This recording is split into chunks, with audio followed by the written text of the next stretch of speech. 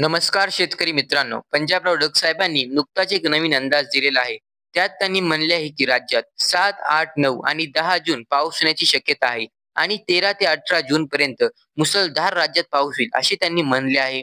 चला मग पाहूया पंजाबराव डग साहेब काय म्हणतात. नमस्कार, मी पंजाब डक. मी आहे माझ्या शेतामध्ये आणि पाहू शकता ही संपूर्ण मशागत करून ठेवलेली. तर या असं मशागत करतो आणि या ठिकाणून माझ्या महाराष्ट्रातल्या शेतकऱ्याला अंदाज देणार आहे.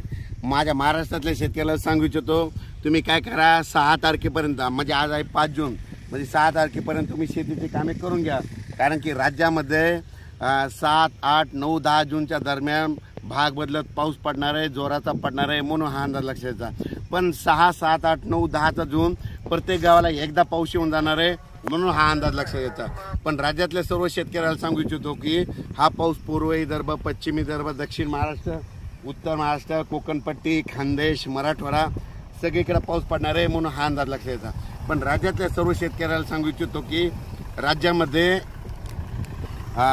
त्याच्यानंतर 13 तारीख म्हणजे 13 जून, 15, 13, 14, 15, 16, 17च्या दरम्यान राज्यात जोराचा पाऊस पडणार आहे, मुसळधार पडणार आहे, म्हणून हा अंदाज लक्षात येतात.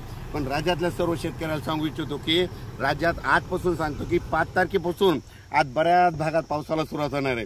6 जूनला आणखी खूप ठिकाणी पाऊस सुरू होणार आहे. 7ला आणखीन बराच भाग व्यापणार आहे.